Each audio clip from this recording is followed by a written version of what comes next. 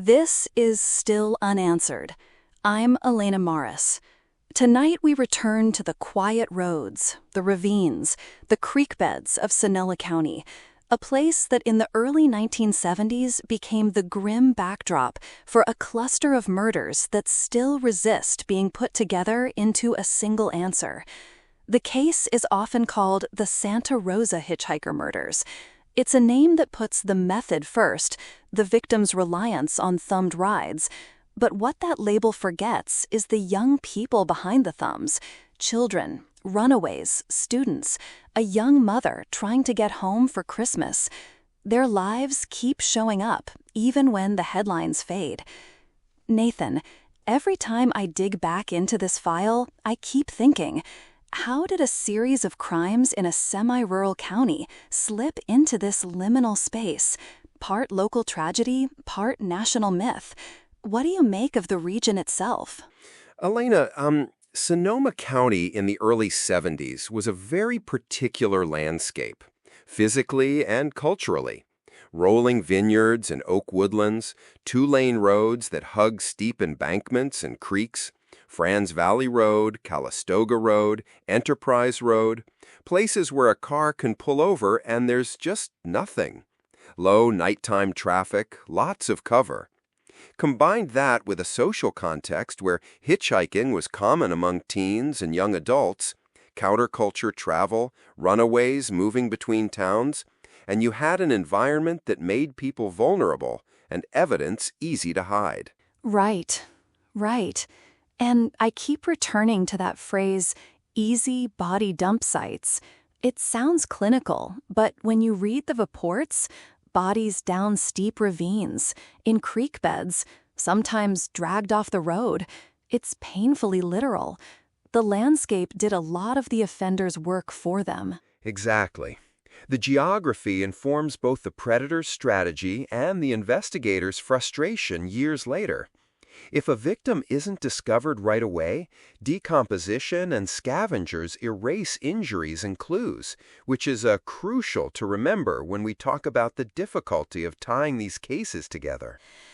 Let's start with the pattern investigators saw in 1972 and 1973, the core series that law enforcement commonly attributes to Santa Rosa. Short version for listeners: a number of young females, ages roughly 12 to 23, most of whom hitchhiked, found nude or nearly nude in isolated areas of Sonoma County. Many were bound, several strangled, and at least one, struck differently, died of strychnine poisoning. Nathan, can you walk us through why those shared elements made detectives think they were dealing with a serial predator? Sure. Patterns matter. When you have multiple victims who share demographic traits, young female, hitchhiking, and you keep finding bodies in similar dump sites, ravines, creek beds, embankments, then that cluster raises red flags for a serial offender. Add to that evidence of sexual assault in several cases, the recurring detail of bindings or hog ties, and the disturbing motif of victims found nude or missing clothing. Those are behavioral signatures that suggest a motivated offender with a sexual component to his crimes. But, and this is important, there are disconfirming details too. Different causes of death and other oddities mean we can't automatically conclude it's a single individual without more forensic linkage. Right. The forensic ambiguity is the Achilles heel of this whole story. Okay, let's go case by case for a few minutes.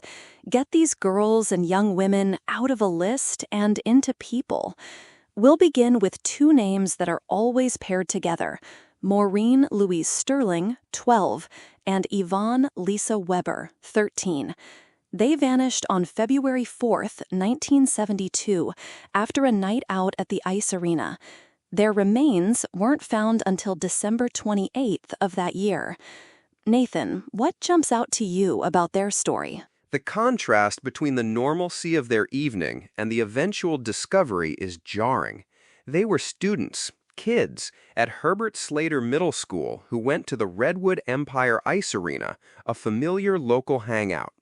Hitchhiking from the arena, which was very common then, put them in the path of danger.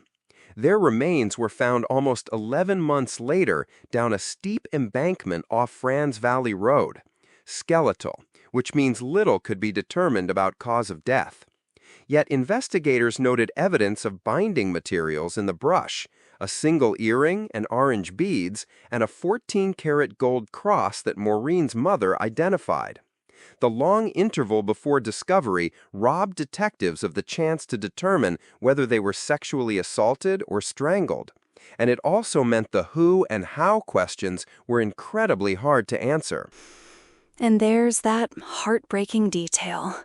Initially, they were treated as runaways. That runaway bias, we'll come back to it, really hampered the early response. Okay, Kim Wendy Allen, 19, a Santa Rosa junior college student, disappears March 4th, 1972.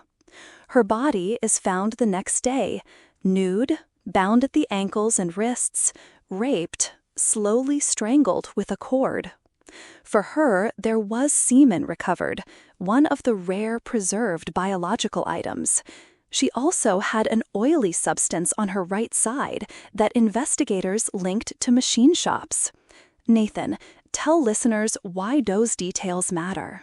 Kim Allen's case is, for investigators, a technical goldmine, at least in theory. The fact that she was bound and slowly strangled indicates a deliberate, prolonged killing, an offender who enjoys control. Semen recovered is concrete biological material that could link across cases if a match existed. The oil residue suggesting machine shop oil hints at an occupational signature, maybe someone who worked with machinery or in an industrial environment where such lubrication is common. Even the detail about her checkbook being deposited in a drive-up mailbox weeks later is odd. Either a careless act by a perpetrator who still handled stolen property, or a behavior with potential to connect to a suspect if fingerprints or the checkbook's handling could be matched. Unfortunately, limitations in 1972 forensic tools meant many of these traces couldn't be fully exploited at the time. Yeah, and the idea that the killer might have slipped or left prints on that checkbook? Ugh. Okay, Lori Lee Kursa, 13, has one of the most harrowing possible sequences. She disappears in November 1972. Her frozen body is found December 14th, 50 feet off Calistoga Road. Cause of death listed as a broken neck, with reports suggesting she may have been thrown from a moving vehicle or fallen. Witnesses reported 2 men, a man with bushy hair, and one witness saying 2 men supporting a girl who then were seen shoving her into a van. Nathan, how do those witness accounts complicate the single killer theory? They complicate it significantly. Multiple witnesses suggesting 2 men, or a trio, driver plus 2 men carrying a girl, introduce the possibility of more than one perpetrator.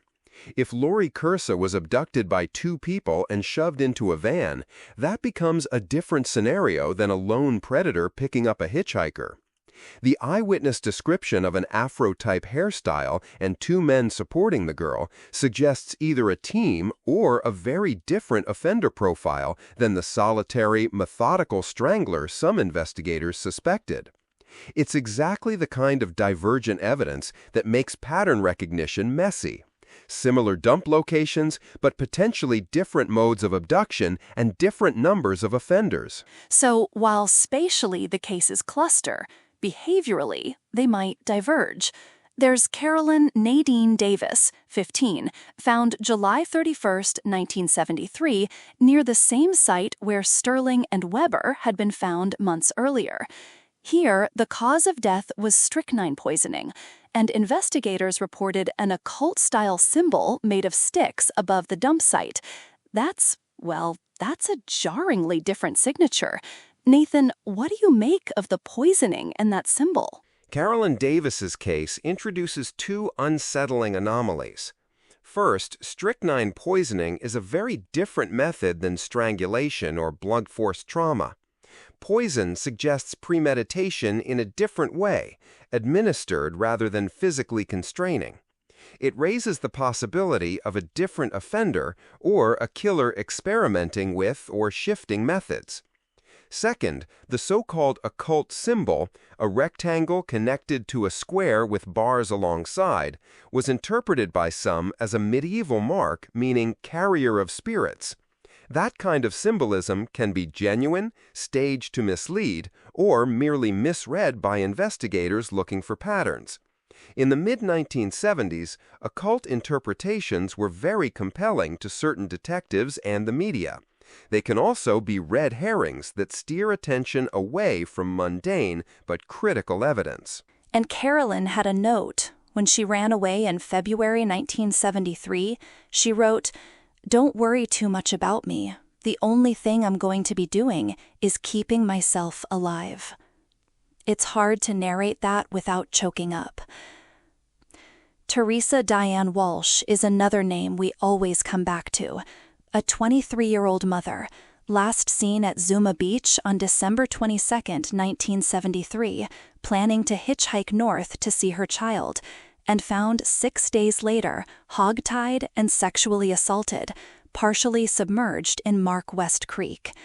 The hogtie detail pops up again in the unidentified Jane Doe found in 1979.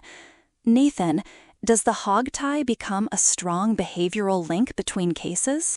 Hogtying is a very specific restraint method, and when it appears in multiple cases, it can be a strong signature. Investigatorly logic says the more specific the behavior, the choice of rope, the pattern of binding, the more likely it is that the same offender did it. So Walsh and the 1979 Jane Doe both being hogtied look suspicious.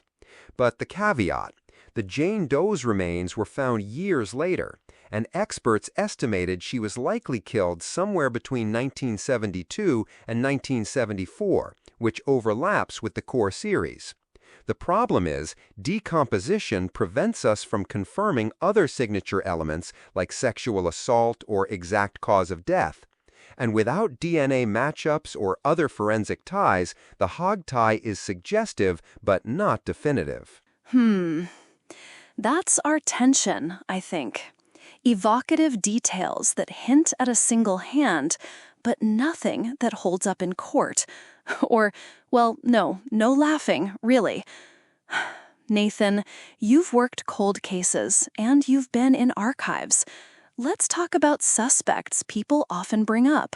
Arthur Lee Allen, who is better known as a prime Zodiac suspect, shows up in Santa Rosa history because he lived in the area and had a history of sexual offenses.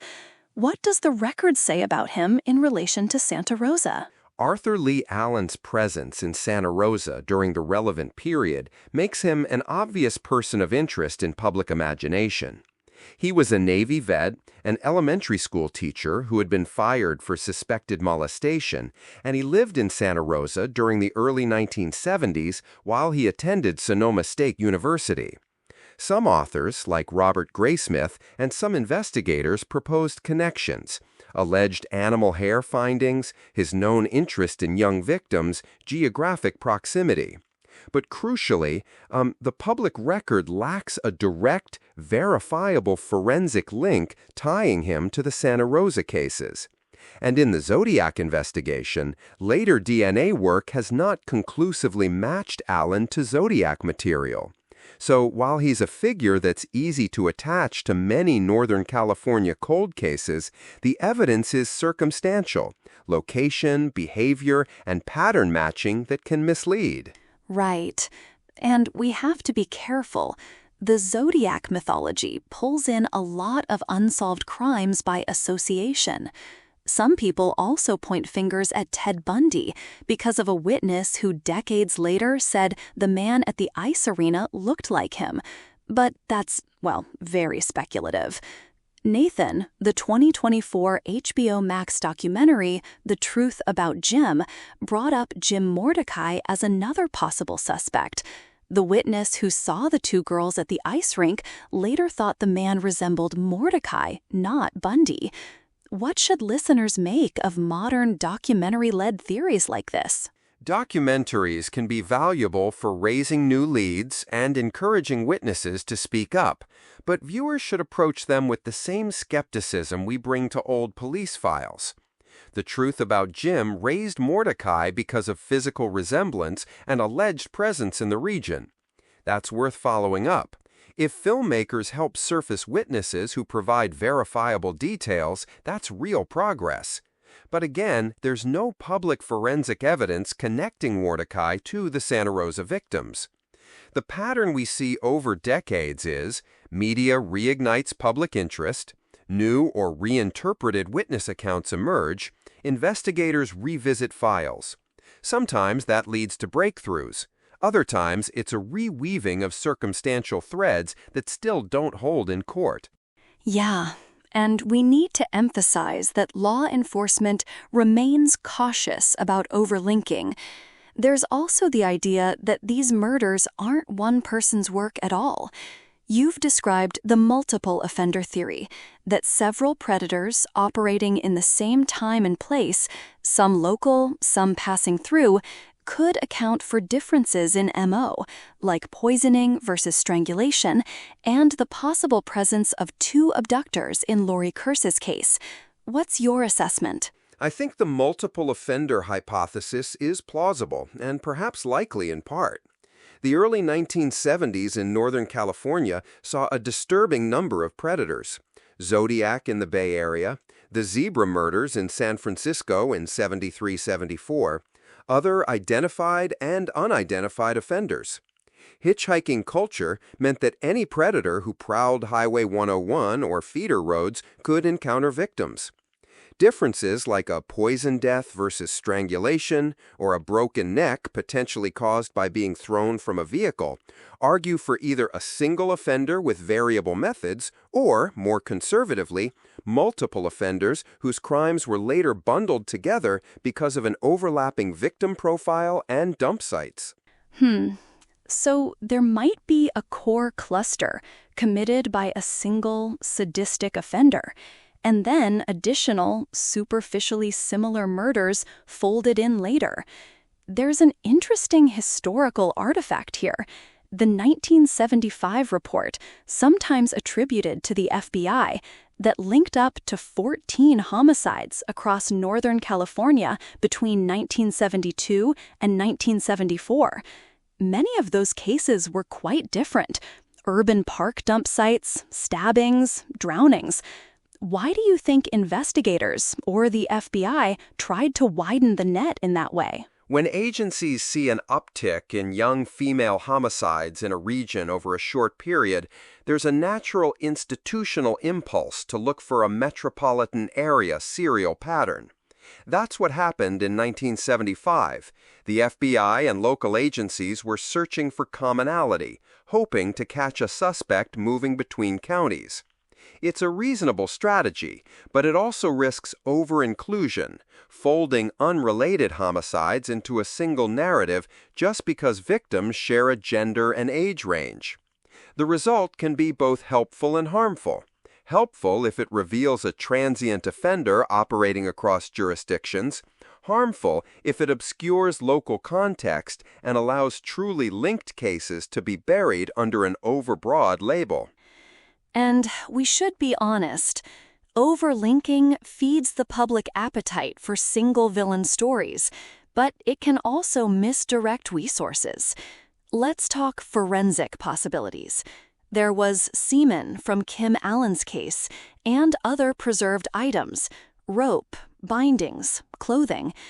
In your work as a cold case analyst, how hopeful are you that modern DNA and genetic genealogy could finally tie any of these files together? I'm cautiously optimistic.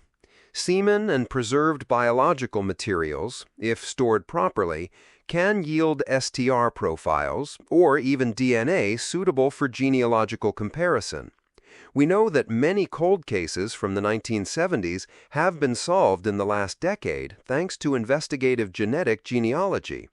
The limitations are real, though. Evidence can degrade, chain of custody records might be incomplete, and contamination is a real risk for items handled decades ago. But Kim Allen's semen sample, if it still exists in evidence storage with sufficient DNA, could be the key if matched to a database. Investigators have reportedly re-examined the files over the years and looked at using modern techniques, but as of the latest public information, no match has produced an arrest. So we're not in scorched earth optimism territory, but there's legitimate reason to think cold cases can be solved with the right material and the will to pursue it. Nathan, can I interrupt? I want to ask something a little softer. You spent 2 decades around these files and families. What strikes you most about the human impact, about the parents and the community? The human impact is, honestly, what should anchor any discussion of these cases. Families carry decades of unanswered questions, the psychic weight of not knowing. Several parents and relatives have expressed frustration with initial runaway assumptions and a feeling of not being heard. Communities once comfortable with hitchhiking became fearful, behavior shifted, and there's lifelong trauma for those who knew these kids, friends, siblings, a child like Therese Walsh's son who lost his mother just before Christmas. Cold cases aren't historical curiosities, they're ongoing wounds for families who deserve answers and accountability. Yeah. And I think the runaway bias deserves emphasis. It sounds like a technical term, but it amounted to detectives not treating a disappearance with urgency because the person's history fit a stereotype. That delay likely cost evidence. When we look at the victims, Sterling, Weber, Allen, Kursa, Davis, Walsh, and the Jane Doe, what do those names collectively tell us about who was vulnerable in early 1970s Northern California? They tell us that vulnerability was concentrated among youth who were transient runaways, hitchhikers, kids without stable adult supervision, and young adults who embraced countercultural mobility. Poverty, family dysfunction, and the ethos of travel combined to create risk. The culture treated hitchhiking as a rite of passage. Predators treated that same behavior as opportunity. The victims were not asking for violence. They were, tragically, exposed to it in a social context that had normalized certain risky behaviors without adequately protecting young people. Okay. I want to go back to some details listeners love to chew over. The single earring motif. Several victims were found missing a mate or wearing a single earring. Some people have posited that the killer kept earrings as trophies. Is that reading supported by the evidence, or is it another narrative our minds like to make? The single earring is a pattern worth noting. It appears in multiple cases. Kim Allen had a single gold hoop earring. Sterling and Weber had a single earring among the bones and beads found. When repeated, it could signify a trophy-taking behavior. But there are other plausible explanations.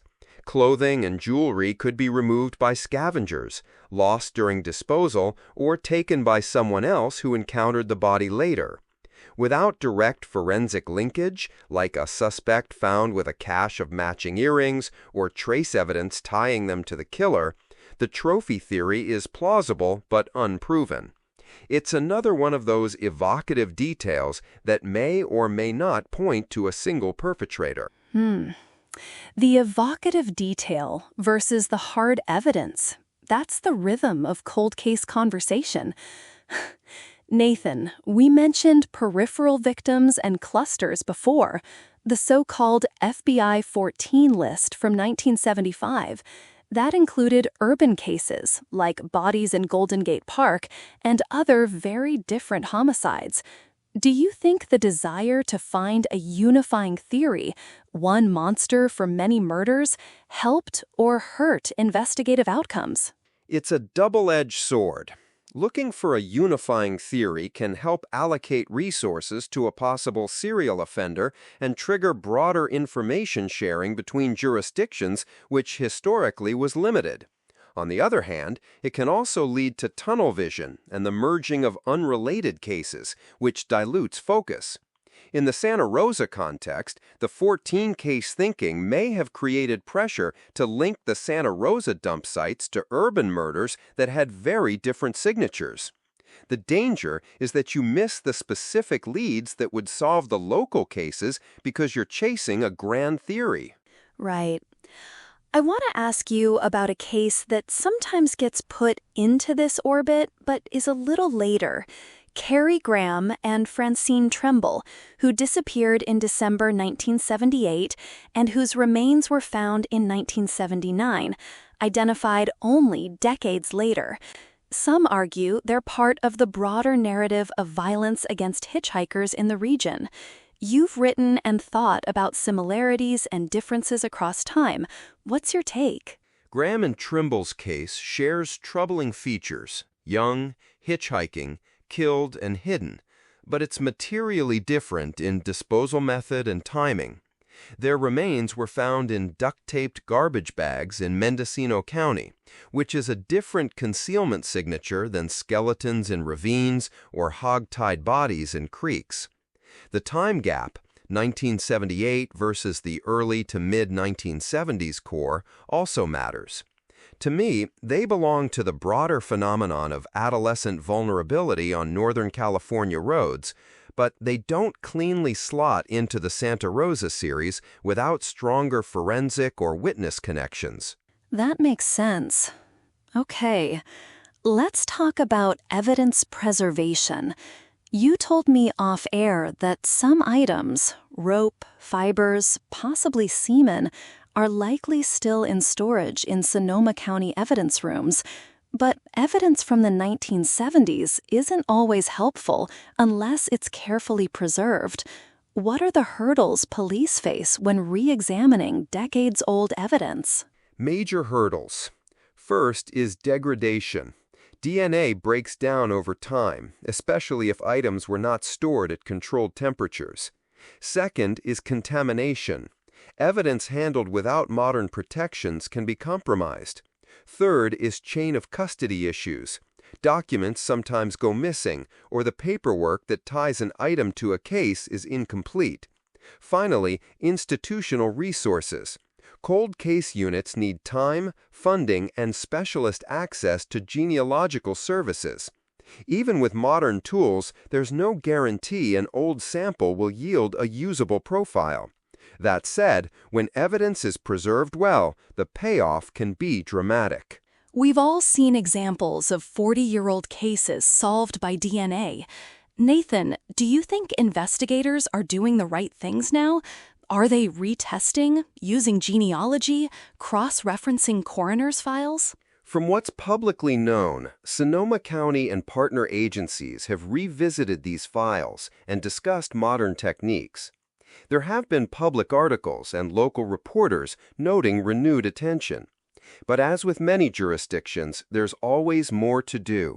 Systematic inventory of evidence, prioritize testing of the most promising items, and coordination with federal labs or outside genealogical teams. The willingness is there, but the work is painstaking and costly. And agencies must balance privacy, legality, and the ethical considerations of genetic genealogy. Ethical considerations. Yeah, that's a whole conversation in itself. Before we wrap to legacy and the families, I want to open the floor to one more big, uncomfortable question: the Zodiac connection. Popular writers and some theorists love to fold Santa Rosa into the Zodiac mythos because both are Northern California, both unsolved. Do we have reason to believe the Zodiac killer and the Santa Rosa perpetrator, or perpetrators, are the same person? Short answer: skepticism is warranted. There are superficial overlaps: geography, time frame, cultural fear. But the Zodiac's confirmed attacks and methods included shootings and mailed taunting letters and a different victim mix, including couples. Santa Rosa victims were picked up while hitchhiking, often sexually assaulted and dumped in ravines. Investigators who have looked closely at MO and forensic details treat the Zodiac link skeptically. Some theorists, like Robert Graysmith, advanced connections, but later DNA work and deeper analysis complicate Allen's Zodiac theories, which means extending Zodiac to Santa Rosa becomes even more speculative. It's an enticing narrative for popular culture, but it's not a conclusion based on verified forensic linkage. So, for listeners who love an elegant villain tying everything together, be cautious. The truth is probably messier and, frankly, more painful. Nathan, you mentioned earlier that families still want answers and that the community shifted. Can you talk about the long arc of cultural impact, the way hitchhiking moved from normal to something parents forbade? Absolutely. In the early 1970s, hitchhiking was seen by many young people as practical and even emblematic of freedom. After serial predators exploited that practice, the Santa Rosa cases among them, public perception shifted dramatically. Parents began to forbid thumbed rides. Communities organized warnings. The change wasn't instantaneous, but by the late 1970s and into the 1980s, hitchhiking had lost much of its cultural cachet. These cases are part of that social history. They help nationalize the idea that the road could be deadly, especially for young women traveling alone. And that change, I think, is one of the bittersweet legacies. Policies and parental behaviors adjusted, but not because an answer was found, because lives were lost. Nathan, we're approaching the end. I'd like each of us to offer a closing thought, something for listeners who might be new to this case, or for those who've read about it before and want to help. I'll go first. I keep coming back to a scene. Therese Walsh, a mother trying to get home for Christmas, found hogtied in Mark West Creek. 12, 13, 15. Kids who went to the ice rink, who worked at natural food stores, who were trying to live their lives. This cluster is a reminder that unsolved cases aren't just mysteries. They're ongoing human tragedies. Nathan. Elena, I'll add, solvability matters as much as narrative closure. If you care about these cases, the most practical thing to do is support careful, evidence-based re-examinations, encouraging agencies to inventory and test preserved evidence, to use modern DNA and genealogy where ethical and legal, and to facilitate interagency information sharing. For listeners, if you have credible information, memories from that era, an old police tip that never developed, contact the Sonoma County Sheriff's Office or the relevant jurisdiction. Authorities still solicit tips. And keep in mind, patience and rigor win more cases than sensational leaps. Practical steps, not sensationalism. Good point. One last thought. For those listening in the Bay Area, these roads, the places we mentioned tonight, still exist. Franz Valley Road, Calistoga Road, Mark West Creek. They're ordinary by day, quiet by night. The victims deserve more than a footnote in urban legend conversations. They deserve persistent, careful work until the files are no longer unsolved. Nathan, before we sign off, any small detail you'd want listeners to remember, something that humanizes rather than just horrifies? Yes. Remember Wendy Allen as an art student who liked to hitch to work and carried a wooden soy barrel with Chinese characters when last seen? Little concrete images like that. A student carrying a carved barrel, 2 junior high girls at an ice rink, turn victims from headlines into people. Those details make the need for answers feel less abstract. Kim and the soy barrel. Maureen and Yvonne at the ice arena. Lori possibly thrown from a van. Carolyn's note, "Don't worry too much about me." Teresa trying to get home for Christmas. If you have information, no matter how small, contact the Sonoma County Sheriff's Office or local law enforcement. We'll include links to public source material and reporting in the episode notes for listeners who want to read more, including the Press Democrat reporting, the Wikipedia entry that compiles much of the public record, and mentions of documentaries like The Truth About Jim that have renewed interest.